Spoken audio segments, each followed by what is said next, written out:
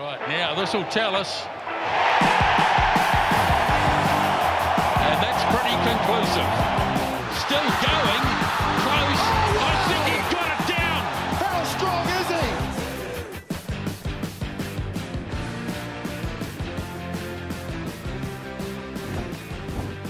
he? Welcome back, punters. It's another week of the Pick and Go Rugby podcast. Lots to talk about since we've been together in the last 7 days. I'm Patrick Jones, and to my left here in studio, joined by Paul Moati. Paul, how you been? Did you enjoy Auckland? Did you enjoy the test? It was all right. Okay. I thought the test was great. Yeah. That's good. The test was Yeah. great. Mm. Yeah. Auckland's okay. Good to know. Yep. Less said about that, the better. And joining us from a remote location that is not Auckland, the workhorse of the Pick and Go podcast, once again, doing what he needs to do. Richard Laddie, how are you, mate? Very good. Thank you, fellas. Good to be here. Looking forward to talking about a huge weekend of footy, not just one game. There was plenty to talk about from last week. So keen to rip into it. Yeah, no, it was. We will get to both Australia versus England and South Africa versus Wales later on in the show because they were two very entertaining test matches in their own right. But we've got to start at Eden Park, right, where the All Blacks, back with a bang, I think you have to say. What was it, 42 points they put on the Irish, 6 tries, a very impressive 20 minutes or so of rugby at the end of that first half where they really put the game out of reach for Ireland going into halftime. Favourite question to ask on the podcast, Paul, what did we learn from Saturday night? Well, you're right. The final 20 minutes of the first half was dominated by the All Blacks. However, the first 20 minutes was dominated by the Irish. So they actually can play footy. Got up early. I think we saw they rely quite a bit on Johnny Sexton. Yeah. They seemed to lose a wee bit of shape after he went off. They were looking very, very dangerous for that first 20 minutes. And if he could have stayed on, I'm not sure if the scoreline would have been as generous as it was to the All Blacks. So first of all, Ireland can play football. We know that. Johnny Sexton. Did we not know that already? Well, we probably did. Johnny Sexton is a big part of that Irish side, and hopefully he can get through the whole game this weekend, and we might get a bit of sort of picture, a clearer picture of just where the two teams stand in terms of world rugby at this moment. If you take it from the first test, I think the All Blacks are quite a few hop, step and a jump ahead of the Irish. But unfortunately for the Irish, the All Blacks really make you pay for your mistakes. And I think there was that point in the first half where the Irish passed it out along their back line and the ball just went missing slightly. Sever jumped on it and he ran, 80-odd metres and scored a try. And also, after that as well, the third try of the All Blacks was also directly off a knock-on in Ireland Zone 22. It was that straight breakdown. The defence wasn't set, and Bodie puts the ball in behind for Quintu Paia. So, like, once again, it's you make a mistake, and the All Blacks will make you pay. Yeah. Like, I think maybe what we learned is, I also tend to think that the scoreline maybe flattered the All Blacks a little bit. Ireland had more territory and possession than the All Blacks. The All Blacks had to make 60 more tackles than the Irish. So Ireland was certainly in the game, obviously the Sexton issue, but yeah. It's those little moments. Ireland have to be close to faultless if they want to beat the All Blacks, especially in New Zealand. So that is something to keep note. How about you, Richard? Do you fly in the black and white flag all around the place this week? Or are you sort of thinking maybe Ireland were a bit unlucky as well? Yeah, I'm kind of with you guys there. I think they were pretty unlucky. If a few things had gone their way, there was obviously the Severis try. They got over the line, 2 or 3 times in the second half, just for them sort of their own their hands to let them down and to drop the ball over the line. Shout out to Rieko Ioane, beautiful work there, sort of defending the line there and getting his hands in there. But I think, I definitely think that the scoreline flattered the All Blacks a bit. And I sort of watched the replay of the game again because I had a few beers down in Britomart on Saturday night. So there's a few moments sort of bit cloudy. So just got my memory rejigged and. I think that Ireland they'll take some positives from the game, but they'll definitely know that they just can't afford to make those mistakes, especially when the All Blacks are playing like that. I mean, you look at some of those tries to score there, and Aaron Smith setting up that one for Savea, the other Savea try where he sort of just cut his way through the line. They do have a plenty of X factor in the All Blacks team, and I'm looking forward to sort of seeing what they can do this season. That was Artie being Artie. Yeah. The one where just to make Gary Ringlow look like a Correct. Yeah, that was. Although did say you wouldn't have had Aaron Smith in your team for the first test. Care to defend yourself after? Let's not say that if someone else was in the 9 jersey, they wouldn't have performed just as well. But I was very happy for Aaron that he put on a top-notch performance once again. He was outstanding. I mean, I'm going to sound like, but you look at the build-up to that All Blacks first try. There were 2 passes in a row where Aaron, they're hitting the outside man in that pod. The one to Geordie, that was just spot on. And that he read that perfectly coming back the other. But even before that, that led to Whanganuku making the break down the left-hand side. He hits Whitelock as the outside man on the pod, and Whitelock's able to give a beautiful ball out the back door, which creates the overlap for the All Blacks to go wide. And I think we do see that just that little extra dynamic that having Aaron Smith at halfback offers the All Blacks there. Just his range of passing, there's so much more available to them with ball in hand, and they clearly have identified and have this rugby league defense, right, where they want to rush up narrowly. Up and. Yeah, and if you can get the ball outside the third man of the pod, that's where they are vulnerable. And I think, you saw that several times. The All Blacks were able to take advantage of them out there. But, I mean, Andy Farrell, if I can figure that out, Andy Farrell's going to have seen that on tape too. So I'm sure Ireland will have plenty of plans to rectify that on Saturday. But we've talked about sort of several key moments on the All Black side of things where things went right for them. Another one which we didn't touch on earlier in the game, which I think maybe was the most important game of the whole moment of the whole game, 5-0. Was it Johnny Sexton or Jamison Gibson? Someone's flying up unmarked, and then just JGP was on the inside there. Bodie gets his hand to the ball. If he doesn't, that's 12-0 under the sticks. And all of a sudden, I think there's going to be a lot of very nervous murmurs around Eden Park and our marketing teams. So yeah, it would have certainly in terms of bonus peeps getting paid out. Yeah, no, it was. Can confirm there was some worry at that point in the game. Yeah, I think just obviously butterfly effect, Johnny Sexton picking up the head knock and everything like that. That we don't know what happens there, but yeah, for me having Sexton on the park Friday would have helped massively as well. We sort of touched on, I think, right? Aaron Smith, Artie Severe, both very good at rugby. I'll throw this to either of you. Was there anyone else in particular that stood out as in the black jersey who you thought is worthy of a shout out here? I thought Rieko Ioane, his goal line defense, I think he made a couple of try-saving tackles late in the game. I don't think it would have changed the outcome, but it just goes to show he was very, very hungry right towards the end of the game. So I thought he had one of his best games in the black 13 jersey. So I can understand why he's getting another go this weekend, although I would have preferred to see maybe a little bit of a jig up there. We'll get to that, Tom. Yeah, okay. So Rieko Ioane, I thought was one that really put his hand up and played very, very well. And you, Richard, any other performances you've circled? We were bagging. Well, I don't know if we were bagging him last week, but probably Scott Barrett deserves a mention. I thought he was brilliant compared to what we've seen in him. Well, certainly in the 6th jersey, yeah. But he just, every time he got the ball, he was hitting the ball up, and he was, some big runs. He had his head up, and he was making meters. And I think he had about he topped the tackle count for the All Blacks as well, about 20 odd. So I wonder whether they probably would have gone with him again if it wasn't for the injuries this week. But yeah, I mean, I think he definitely proved a few doubters wrong and was close to the best in the park, I thought. Yeah, no, he was very impressive. I mean, I have to hold my hand up. I almost fell off my chair when I saw the team list last Thursday. So Scott did a very good job there. Remains to be seen if that's the best strategy for the All Blacks going forward. But yeah, full hands out. Another player I want to shout out is Ofatuanga Fasi.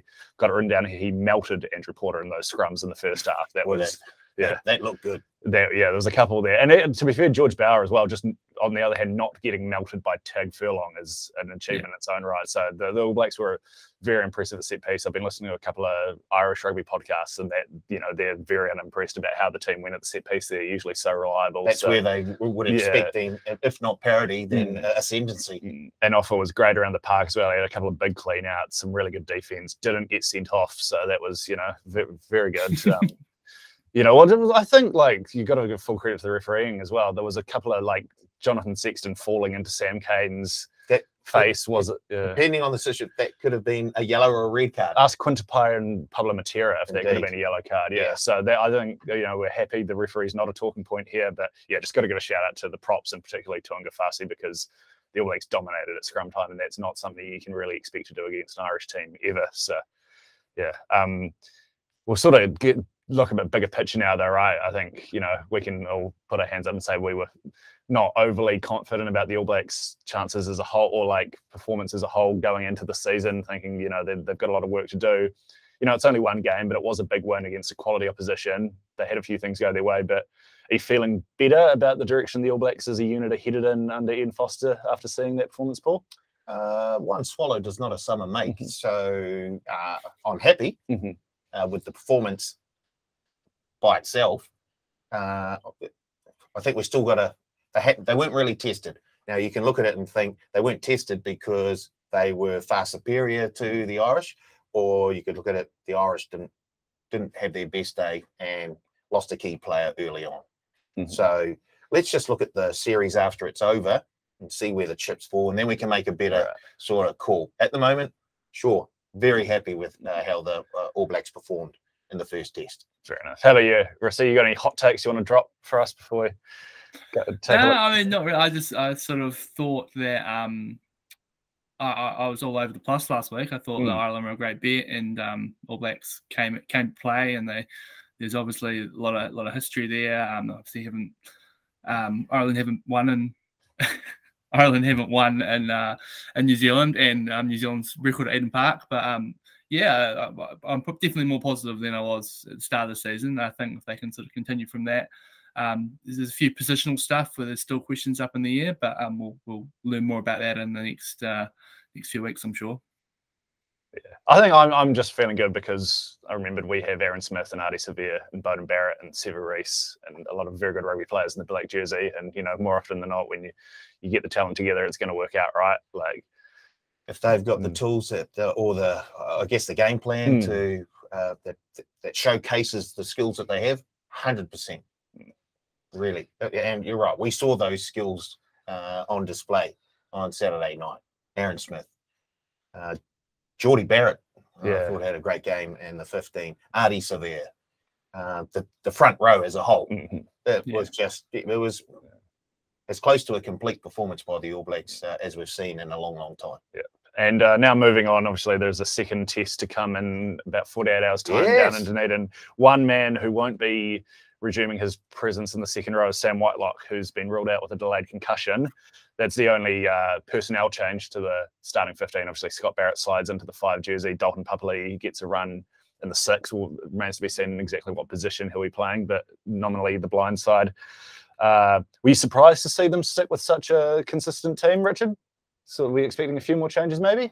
Yeah, maybe, you know, with Havili and Goodhue back, I thought maybe there'd be a change in the midfield. I thought I would have liked to see, Havili get a run at second 5 and maybe not completely change the centres up, so keep Rico there, and maybe Will Jordan on the right wing. But once again, he was questionable for this game anyway, wasn't he? So the fact that they've got him on the bench there means he's probably not quite a hundy, but you can't really question too much for it. Sever Reece was brilliant. Quinn Tupaea was brilliant last week. Scott Barrett obviously clearly had to come into to lock there, and it'll be interesting to see Tua Pelote back in the mix as well, coming off the bench.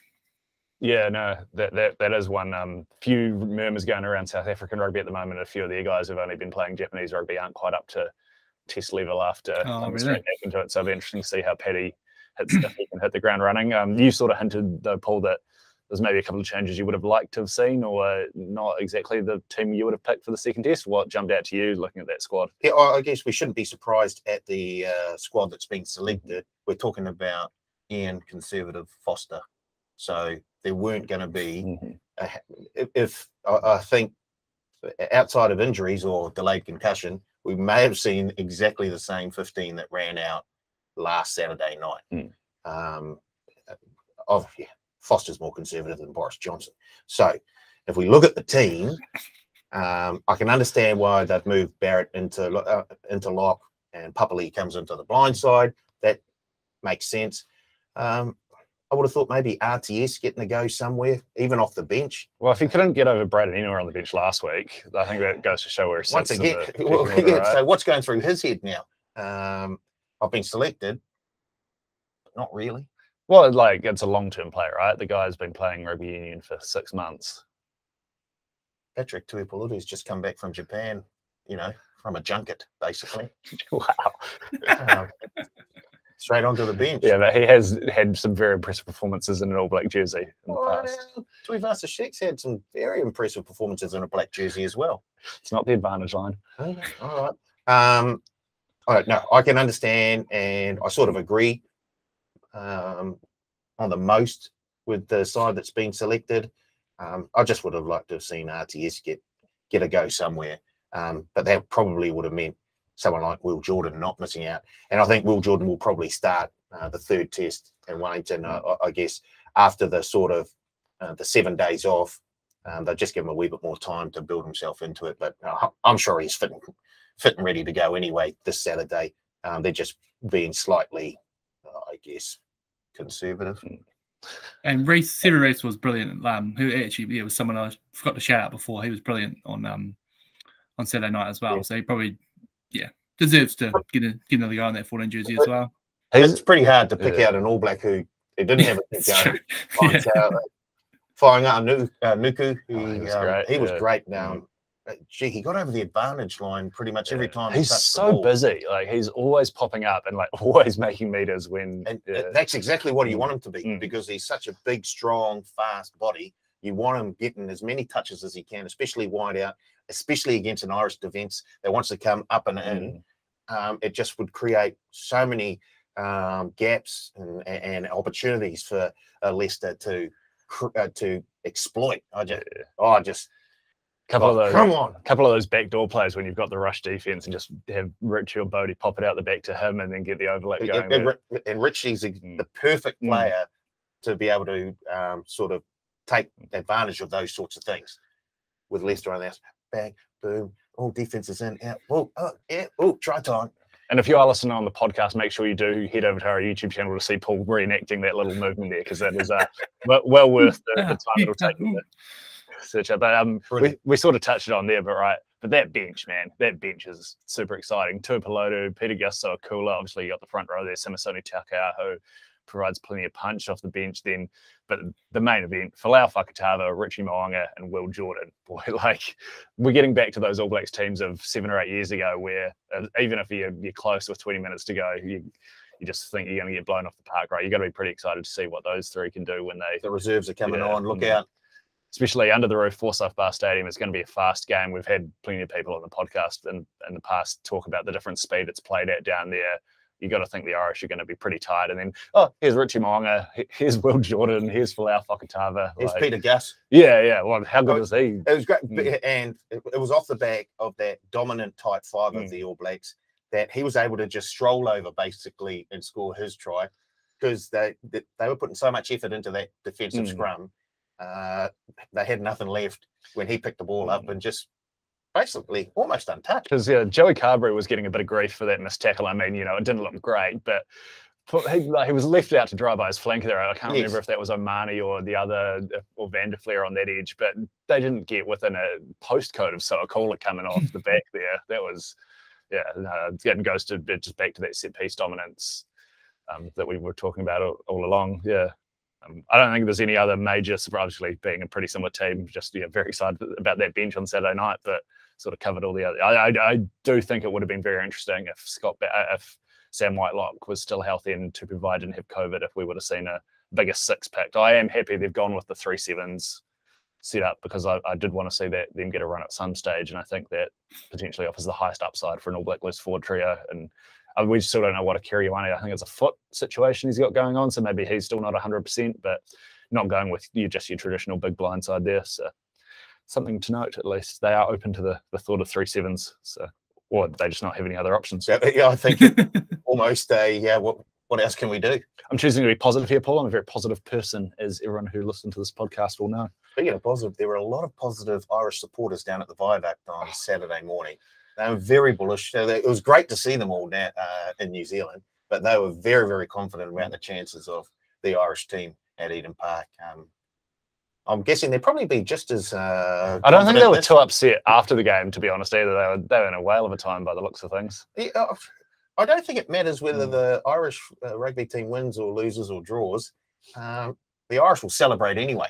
And, they obviously, I know the team themselves, they obviously really want to win a test. This is the best chance they've had to win a test in New Zealand for a very long time. But it's very different to being an All Blacks supporter, where if you don't win a test, it's the end of the world. Like, it's really, in some ways, all upside for them, injuries and everything else aside. Like, this is a massive opportunity. If you don't win a test, sure, like it's your end of year tour.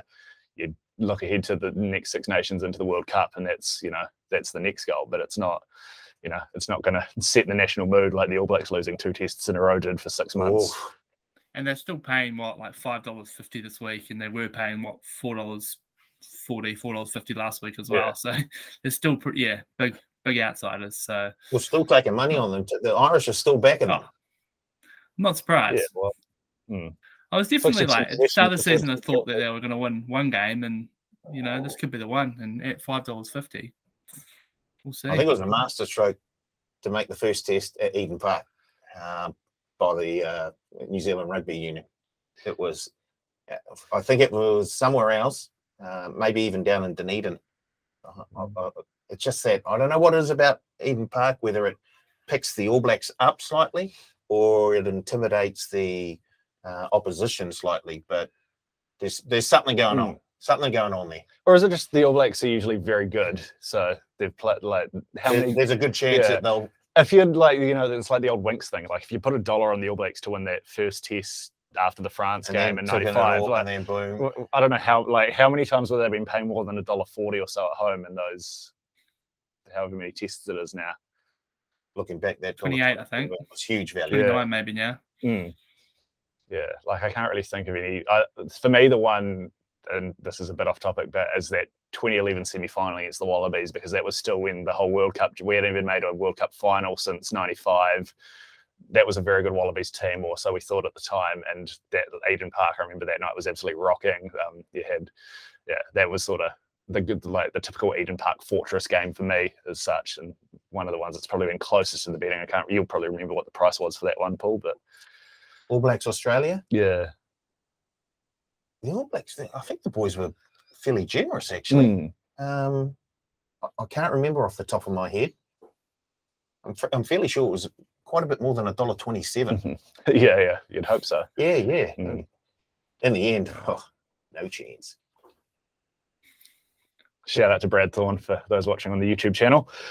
All right, let's get into it. Let's get stuck into the second test, because we talked about the teams, but we've got to talk about the actual footy itself. Bookies, they're being very generous if you want to don your green jersey again on Saturday night. Ireland currently 14.5-point underdogs. Lovely to get outside that 2 converted try margin if you are that way inclined. They were 16.5 dogs. They were a couple of days ago. Yeah. So they, like I said, the money has come for the Irish. Maybe the All Blacks' entire second row being ruled out essentially has had some effect on that. But 480 in the head-to-head market. New Zealand 13 plus $1.77. I'm not sure, that's value bet of the week territory for Paul at that price. So keep your eyes peeled later. Are you expecting a tighter game this week, Paul? Yes, I am. Yes. I think the Irish can take a lot of positives out of that. I know it's a wee bit strange saying you can take quite a few positives out of a game that you got beaten by 20-odd points. But I think that, as you say, they had a whole lot of possession. They just weren't able to transfer that into points. And I'll go back to Johnny Sexton again. If he stays on the field for the 80 minutes or close to the 80 minutes, that brings the two teams a lot closer together again. So Johnny Sexton having a full game, them using that position that they had a lot more efficiently than they did at Eden Park last Saturday night. I think big time it brings those two teams a lot closer together. I think I had a look about an hour or so before kickoff last weekend, and I think the All Blacks were about 10.5-point favourites. So we're getting an extra, almost an extra unconverted try this weekend. I think it might be a wee bit too generous. And I can understand why the money's come, first of all, for the Irish in the match result market, but certainly for them to cover the spread at, 14.5. Yeah. And I mean, like, a lot did go wrong for them last Saturday, and they still... And that Severus try, game. That was... Oh, yeah. That was like a 14-point try. If they get the ball on the outside, they probably score in the corner. Maybe they kick the goal. instead it was Severies picking it up, running close to the post, and it was a 7-pointer for the All Blacks. Yeah. So there are a couple of very big swings in that first test. If they go the other way, we've got a game on our hands, and we're probably paying out a hell of a lot of bonus bets.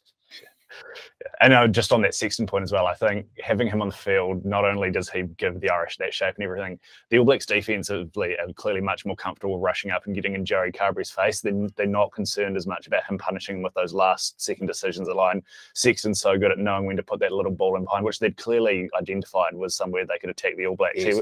He was causing chaos with those short kicks behind the line, whereas I felt like once Carberry was in the playmaker role, the All Blacks were just teeing off. They were getting up, getting in his face and saying, mate, you've got to prove to us that you can figure this out because we don't think you can. Whereas obviously, you're in the big time, boy. You're in the big time. Obviously, Johnny Sexton, he is that dude. So yeah. How about you, Richard?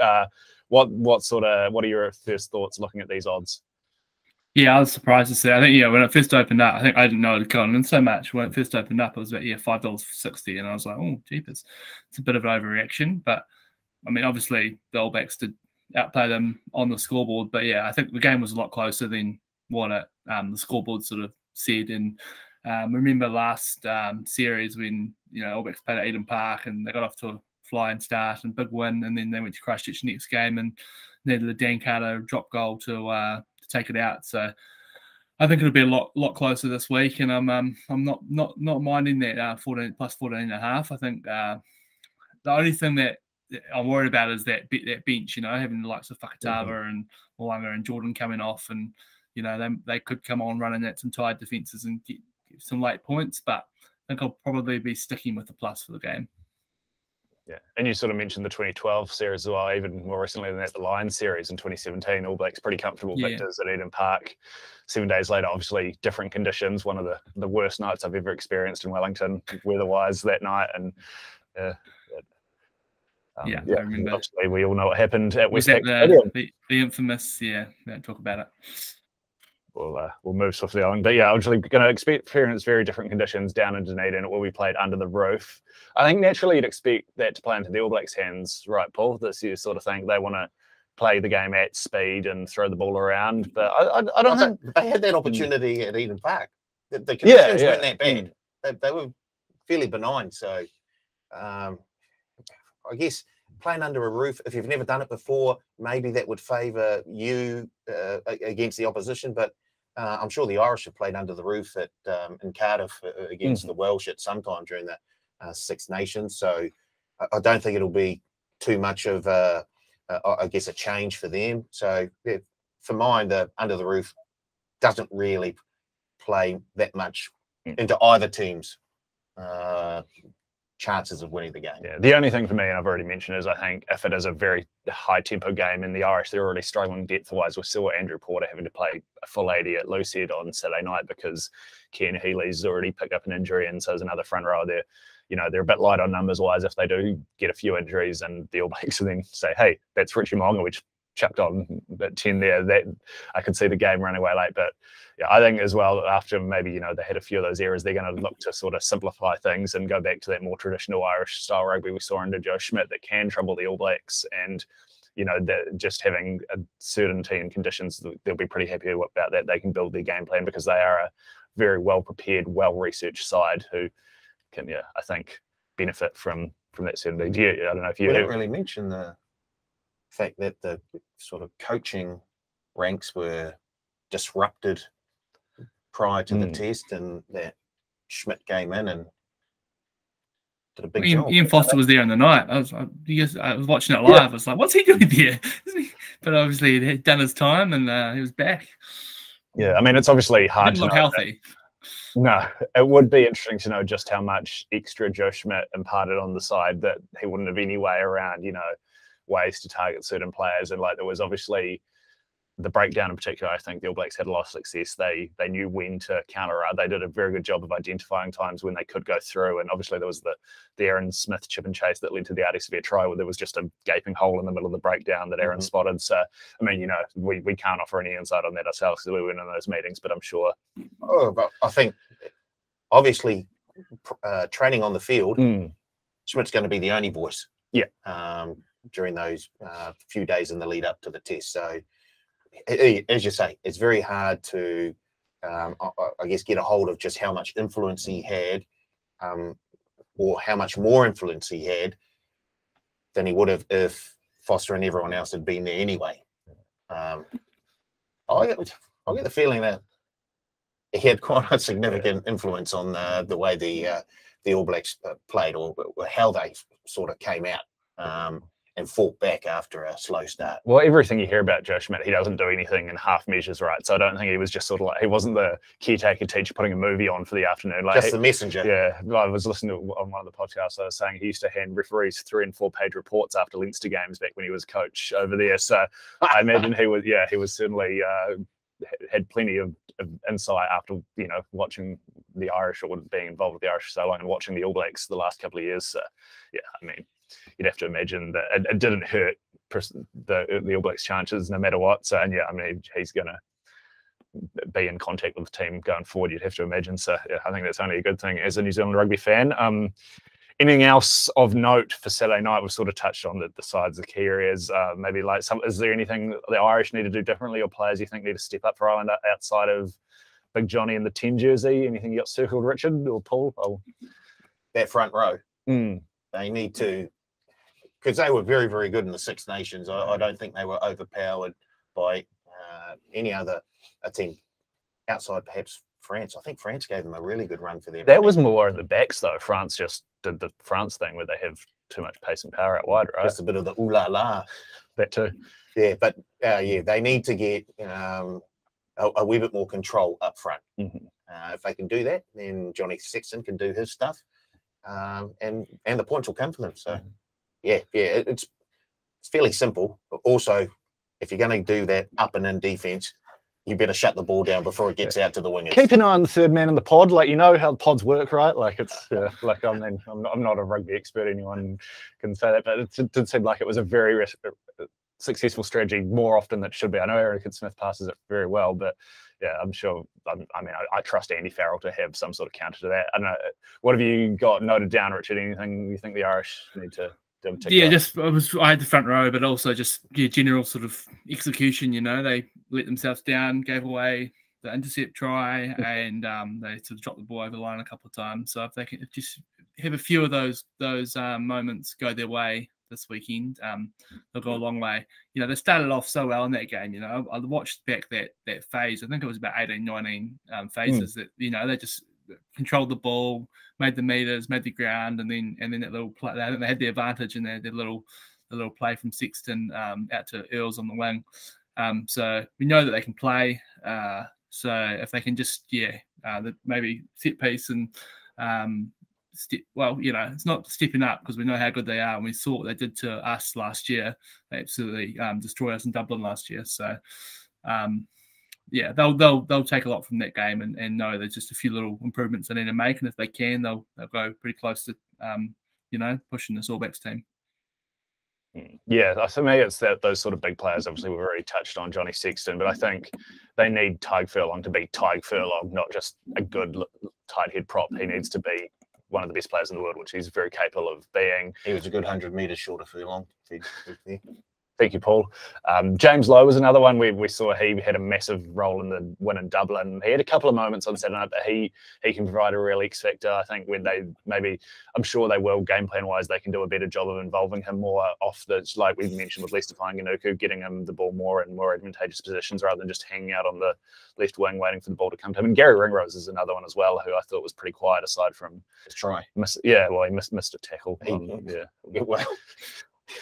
There'd be a few midfielders who have missed tackles on Ardie Savea in their careers. But it was pretty bad. That's the thing. Like this Irish team, so much of what they've done well is based their defense. The basics. Has to be on. Their defense has to be on if they're at their best, and you can't be missing.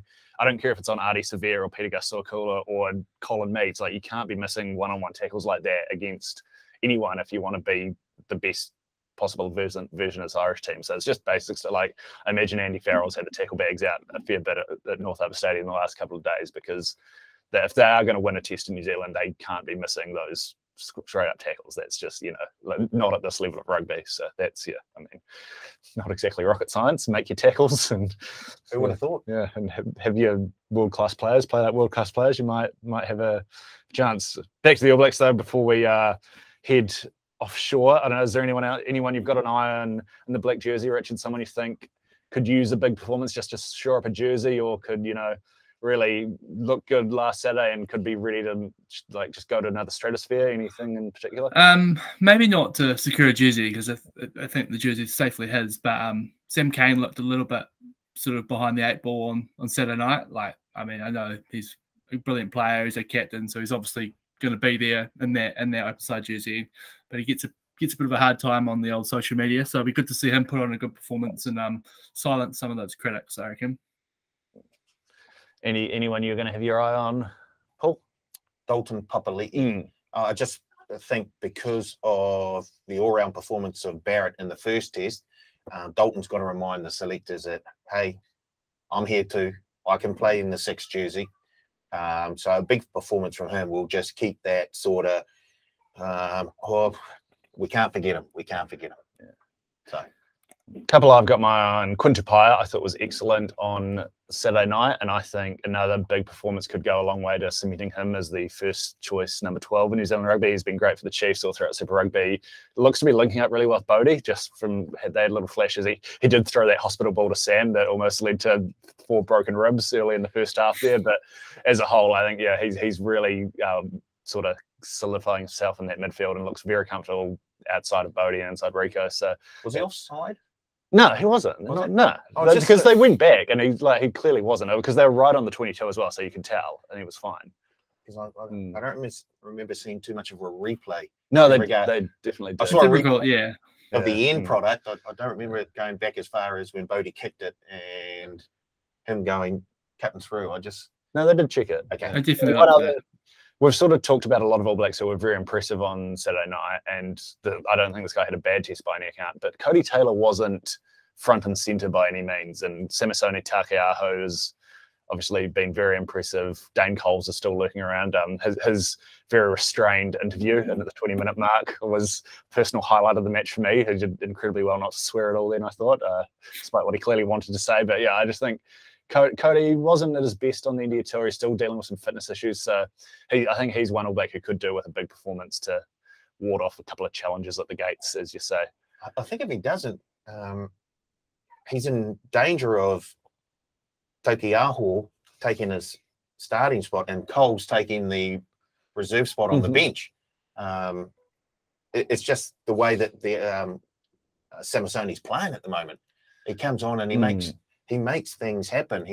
He's so good. Oh, I'm really keen to get on to be a last try scorer. Yeah. Again, the things didn't quite fall his way this time, but I can see it being a lot tighter down in Dunedin, and I think the All Blacks may need a try late in the game to either make it safe or to actually take the lead. So, and him line out 5 minutes out. Oh, geez. You've got to think Will Jordan, last try scorer, is close to the bet of the century if you're getting anything more than about $2, right? Will Jordan. He does like to score a try. He does. Yeah. All right. We'll get back to official best bets shortly, but we've tacked that from pretty much every angle we can. There's a couple of other great test matches we need to touch on.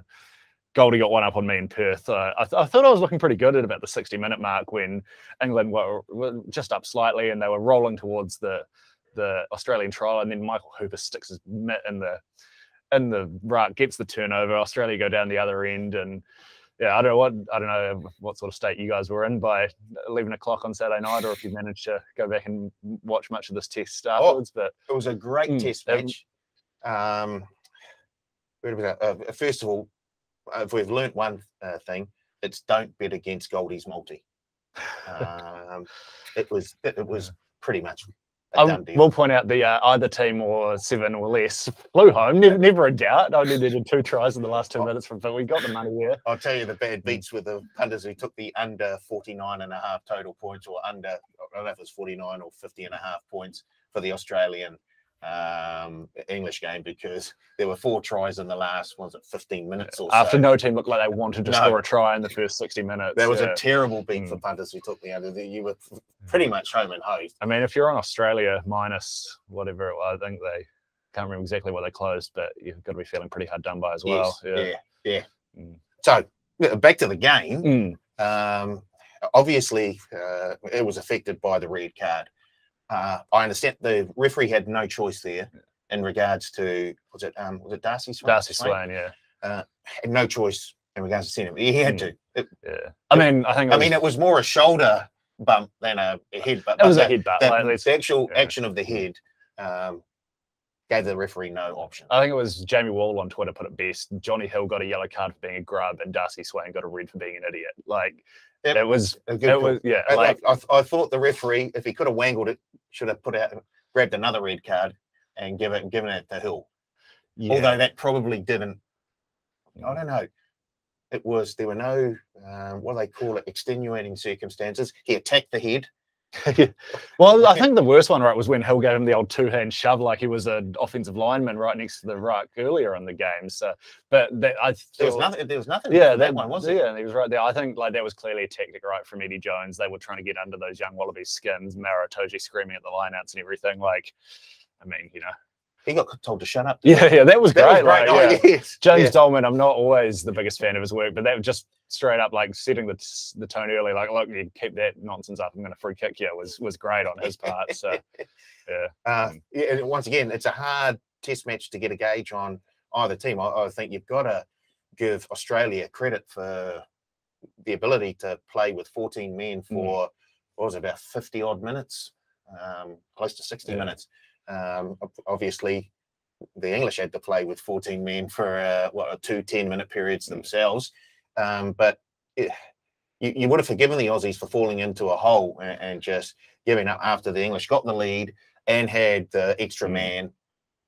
They kept going. They fought back. They got a lot of energy off the bench as well.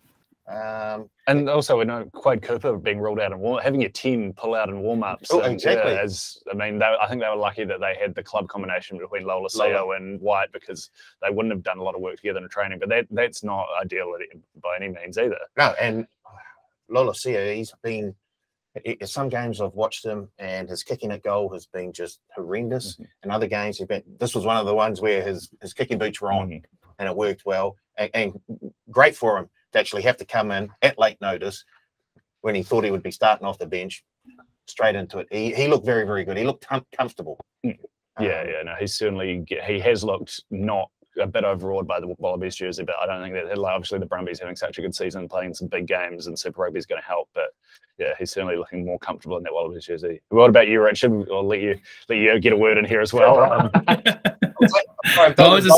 To be honest, I was agreeing with what you guys are saying. I had I had a shout out to Lolosea. I thought coming off the bench to start on the day and to sort of play as he did. He had some pretty dubious games in the Wallabies jersey, last year. But I think that combination he's got with White and the confidence he's sort of it's come with him with the Brumbies being so impressive this season. Thought he was brilliant. Just shout out to the Wallabies. It was a good performance. England still look a little bit lost. I think I was on the Wallabies. I had some alternative point starts, so I was pretty disappointed in those late tries come in. I was also on Wallabies. Both teams to score one or more tries in each half. So that first half was a pretty tough watch, but they definitely got a bit more spicy in the second half. And you can't really blame Darcy Swain, can you? Got to look at that Johnny Hill guy. Oh. Yeah, that's a grub of the highest quality. Yeah, so I wouldn't be surprised to see a bit more banter, a bit more carry on going on there this weekend. So Darcy won't be. He's out. It's a 2-week suspension, so he's out. And also, I think the Wallabies got a few injury concerns. Andrew Callaway, he's already been ruled out. Tom Banks, boy, I did not need to see that replay. That was no, thank you, Mister. And Alan Tamatoa. Also ruled out for the Wallabies ahead of the second test. One thing I just sort of what looked like the English were lacking a bit of shape. I'm not sure Marcus Smith and Owen Farrell had been introduced to each other before the game kicked off. Like they still don't really look comfortable playing together. There's obviously that I'll do me, you do you. It's a bit like, I don't know if fans of the English football team in the mid-2000s, the Lampard-Gerrard situation. One stays, one goes. Like, they don't really know who's pulling the strings and who's playing off the cuff. It seems like Smith might have been deferring to Farrell a bit more than I certainly think he should have, because I think Marcus Smith's the future of English rugby, and they need to just give him the carket. Yeah, so be interesting to see if that dynamic changes at all for the second test. But yeah, I'm buying all the Marcus Smith stock I can if anyone's selling. So yeah. What were you guys' thoughts on Eddie Jones' comments after the game about the red card and changing the changing the way the refs the game? Did you hear that? What did he say? Oh, he said that he's like, every game I watch now, if there's a red card, the referee just makes up for it by sort of giving the team that got the red card an advantage, which is just I just saw that he said that, and I was just like, it's a bit of an outrageous thing to say. I don't know where he's coming from. I don't know what rugby games he's been watching, but yeah, even in that game, I don't think that they got the rub of the green anyway. So yeah, it was just. Yeah, that's good. That's Eddie Jones, right? He's just going to keep. Yeah, I think that'd be interesting as well. With Tom Curry ruled out of the tour with concussion. That the breakdown was a talking point there as well. And if England are lacking a real feature, whereas look at what Michael Hooper did to the air ball, really slowed it down and prevented them from getting a roll on. He was huge. Yeah, Hooper was huge. Yeah, I mean, I've been a bit certainly not on as high as him as some, and that was an amazing performance. He was talk about like the heart and soul of the Wallabies forward pack, really keeping them going, and they could have fallen off after that red card. There was no way he was going to let that happen. I thought the winger that went back to fullback, he was great as well. The pass he had for who scored in the right hand corner there. That was a great little. Yeah. Was that one? That was a great little interchange, and just like having to reshuffle your whole back line, Pataya coming on, and I think who'll play fullback this week, Pataya? I think it sounds like Pataya will be at fullback, so be interesting. That can expect, I think, probably a bit more of a barrage of kicks from even compared to what England were doing in the first test. The more you talk about it, the more courageous an effort it was by the Wallabies. You think about like the Banks out after 20 minutes. Huge. And I think Rennie is, first of all, building depth in that Wallabies squad, but he's also created a culture there now. I think without that culture, they don't come back last Saturday night. I think they just... Yeah, if that was the Michael Checker Wallabies... You're correct. Yeah, they're going to be a dangerous side come World Cup time. Well, come Bledisloe Cup time will be interesting. I'd like it. Yeah. We've got plenty of time to talk about that. But is it just a 2-game series? I believe so. Oh no, they're playing a test in Asia. I think. Yeah, that's the decider. So it's MCG on a Thursday night, Eden Park, somewhere in Asia. I think it's the 3. Okay, one here, one there, and one neutral. Yeah, that sounds like the plan. But looking ahead to Saturday night, we're heading up to Suncorp Stadium. A couple of big games coming up at Suncorp in the next 7 days. Wallabies have had good performances there against the All Blacks. Yeah, they certainly have, and they obviously talk about red cards and tough performances in the third test against France at Suncorp last year. Korobidi got sent off for some nonsense in the first minute, and that was still a great performance. But Australia, the odds are about the same, right? It was $1.65, 2.30, 2.5 points. The points start. I'm probably still going to lean England, just a few outs. I do think this is really going to test the Australians. And you know that Jones will make a few sort of tweaks to how the English play. I think there's more low-hanging fruit the English can improve on. Correct. Yep. What are they? Plus 2.5. So it's like I'd probably just back them head to head. I think 2.5. I just take the 2.30. I can definitely get behind the try bet as well. Again, 2.20 you're getting for either team by 7 and under. I think it's going to be pretty attritional physical game. Yeah, not a lot of, especially with the Wallabies missing a few weapons out wide, and I think Jordan Patai's in for a big test under the high ball. I don't know if you guys are you both sticking with the Aussies? No, I'm jumping on the English this weekend. It's not a fun place to be, Paul. No, but we're talking cash here, and if the Wallabies was at full strength, if they hadn't lost all these players that they have, I'd stay on the Wallabies train, but there's just a wee bit too much. I guess that they've lost in terms of depth, and I don't think they're able to, in the space of a week, replace that and replicate the sort of performance they put on. So I'm also on the English. No, I think one thing that to look for from England is going to be they need more punch. Billy Vunipola is not the Bunny Vunipola of old. He wasn't creating that go forward ball like that, and they need whether it's putting someone in the 12 or 13 jersey who's a stronger stronger carrier, or mixing around with that loose forward trio to get another ball carrier in there. Actually, Dom Brandt being ruled out for the series hasn't helped that, but I think they will look to get more punch from their ball carriers, and if you can get a bit more front forward ball for the likes of Smith and Freddie Stewart, they can be dangerous. So yeah. How about you, Richard? You're still waving the Aussie flag and saying an advanced Australia fair? Yeah, sticking with the Aussies onto a winning thing, and I'll stick with it. Was impressed with their courage last week, and I think that I think it will be close. I don't mind that try bet under 7.5, but I'll stick with Australia. Never in doubt last week. Are you taking the full Goldies multi again? Going Sansa sweep? I might take Scotland this week, I think. Okay. Yeah. We don't know if Goldie's going to go the same way this weekend, so let's not push him into a corner. Not to speak for the great man, of course, but yeah, we'll touch on, because this is not a gold-plated edition of the pick and go. No, that's for sure. But we'll touch on South Africa, because I think that was the game of the round in Loftus on Sunday morning. There's one that the Welsh let get away. Yeah, you got to be kicking yourself, right? Wow. Well, did South Africa just play like they should have in the second half, and then it's like, well, we're just not stopping these rolling balls? I think when it comes to South Africa, they concentrate on World Cups, and they don't really care what happens in between. So I think you can see that from the fact they've made a number of changes for the second test. But they try things, and they'll be like, I'm sure they'll be looking at it and thinking, man, we were down quite a bit, and we came back and we still won the game. And in the end, it wasn't a comfortable win in terms of where they were in the game at a certain time, but it just seemed like they were always in control. Even at 18-3 at halftime. I mean, like you knew it was at very least they were going to be in with the shout of winning it at the end. I never felt like Wales were just going to hold on to that lead. Like, I didn't see what Price actually got out to. No, I don't know either, but I'm sure there would have been a few punters who got on live in play and back the South Africans at some decent odds. I think that's one thing with the Springboks, right? You know they're always going to have that machine-like forward-driven model to go back to if they do need to score a couple of tries. They're just going to kick for the corners. They've got such a great, solid defence. They're going to get some turnovers in advantageous positions, and then next thing you know, Malcolm Marx is on the end of a rolling ball. Like, it's I mean, we're all backing him. He's named in the 16 jersey. We're all backing him 2+ tries again off the bench this week, right? Easy money.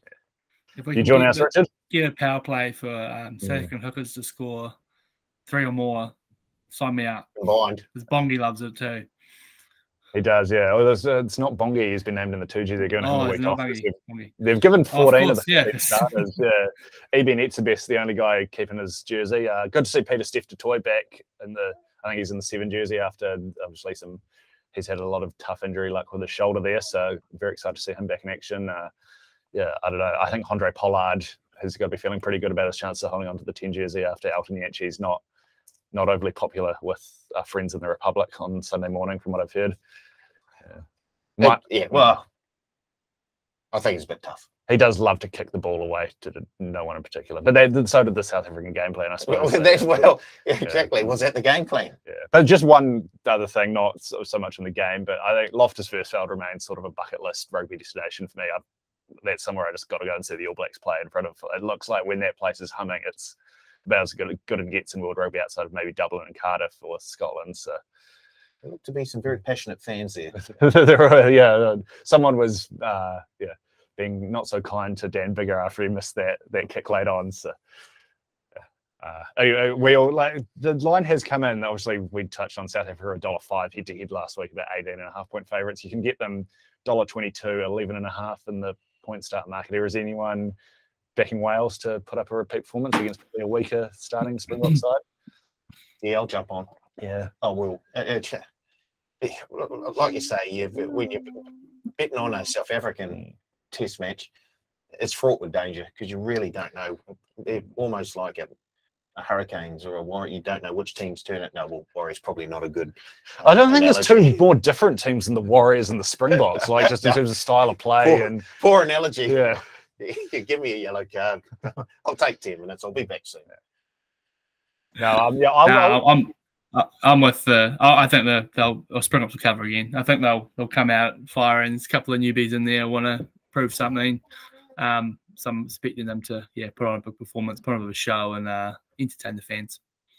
Yeah, I'll take the 1-12 because I mean they are capable of scoring a lot of points when they want to. Very rarely do they actually want to. So even if they do get up, I can see it being a bit of a grind. Wales are still good defensively. And yeah, like even if they do get down, I think they'll just go back into machine mode and then claw their way back into the game. So yeah, South Africa 1-12 at 270 looks like a nice little bit of value for me. That pretty much does us for. We won't have time to get to Argentina or Scotland, unfortunately, but pretty much does us for those 3 games. Unless there's any other talking points you guys want to mention.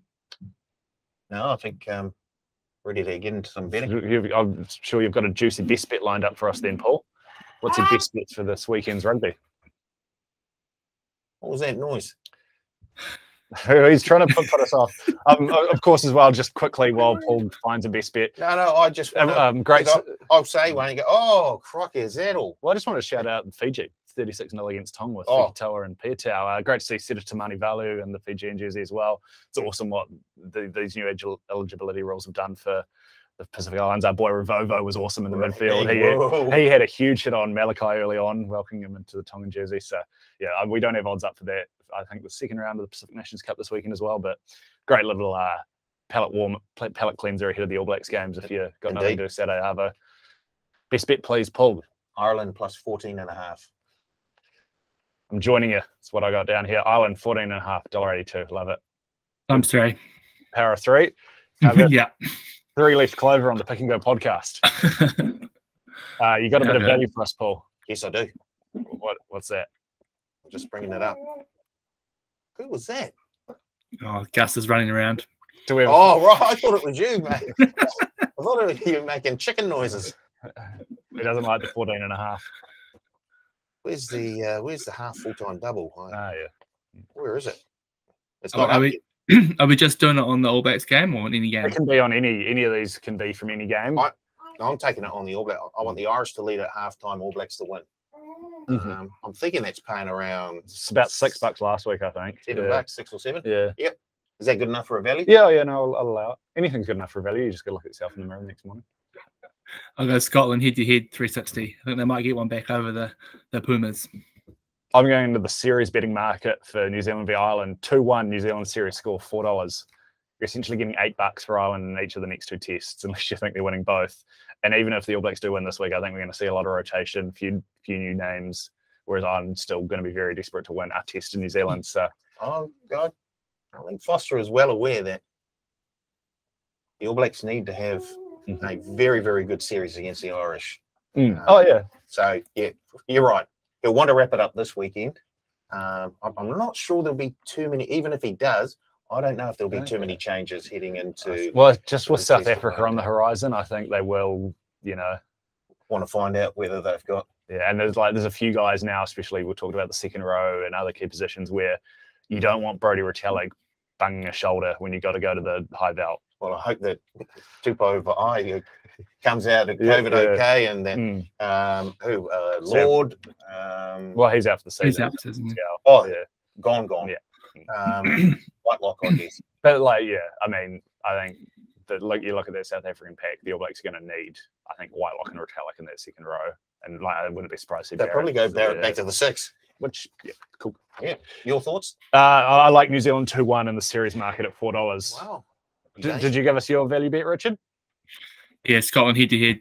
Oh, yeah, sorry. All right, now we're going to do, we did it before the Super Rugby final. It did not go well at all. I think we went 1 for 4. Build a little bit, pick and go, same game multi. Market's not up yet, but have you got a league for us you want to chuck in, Paul? Someone to score a try or something else? Will Jordan. So I don't think they quite often don't have the reserves in the same multi market. So, yeah. Okay. Well, I can't go for Sambasoni either. Then. No. We'll get some power plays or something around those subs, surely. So hopefully, yeah, keep an eye out for that. So if I'm picking a try scorer, I'm going to go. I'll go with Geordie again.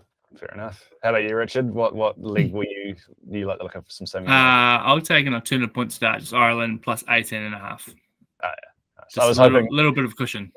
because I'll take Leicester Ganuku to score a try. That'll get us a very nice price. A couple of All Blacks to score a try, but you still got. He was my other option, but Yeah. I thought you'd take him, so I was like, I'll go with the. I was waiting because if you had a try scorer, I was going to take the plus as well. So you we go. got Ireland plus 18.5, but Geordie, Barrett, and Leicester Ganuku to score a try. I believe same game claim should be running on that game. Don't quote Yes, me it on is. that. No, So, it is. Yep. There's the same game claim on there, and there's a Backing Black. Backing Black with the twist this week. Do you yeah, want to tell slightly them? different to the Backing Black that we had on the first test. This time, place a pre-match winning team and margin bet on the All Blacks to win by 13 or more. And if it doesn't come through, we'll refund your bet up to $100 as a bonus bet. So take the All Blacks to win by 13 or more in the winning team and margin before the game starts. And if anything else happens, we'll refund your bet up to $100 as a bonus bet. So it's we can't say free swing, so I'm not saying free swing. But it's not guaranteed. No, but are you know, if you want to have a go at All Blacks 13 plus, have a go. You got a nice little backstop. They're paying around a 177, 13 plus at the moment. So you could theoretically put your $100 on them to win by 13 and over. If they do win by 13 and over, you make $77 profit at the moment. That's what the odds are. And if anything else happens, you get a $100 bonus bet. And then you can whack that on either team 7 or under at Suncorp Stadium a bit later that night. If our machine doesn't break. Yeah. Well, or you can, actually, I don't know. Wow. It's going to be popular. Whack it on Queensland head-to-head at Suncorp Stadium on Wednesday night, Richard? No. And on that note, thank you very much for joining us for another week of the Pick and Go podcast. Lots of exciting international rugby to talk about. I'm sure there'll be plenty of incidents, some more hair pulling, all that sort of good stuff to talk about in 7 days' time. You know, might even mention the Origin decided depending on the result and if it's gone the team I support way or not. So join us this time next week. Might even have a guest, a little teaser there. Oh, yeah. So someone who knows what they're talking about on this podcast. That'll be good. So gold medal. We'll let the punters tune in next week and find out. So, but thank you. Of course, you two do very much know what you're talking about. I was just, a bit of a gag. But I think there are a number of listeners who would like to disagree with that. I don't know what you're talking about, Paul. Thank you very much for joining us. Thank you, Richard. Appreciate you dialing in. No, you've got a lot on your plate at the moment, so it was good to have your insight. Cheers for that. Love to have a yarn, boys. Of course, yeah. No, it was. I feel like we really got into our stride there, and we'll be back. Early on, yeah, right from the go. Back to do the same in 7 days, like nature strip straight out of the gates. Whoosh. Cheers, punters. Enjoy the footy this weekend. Talk to you next Thursday. Go the All Blacks.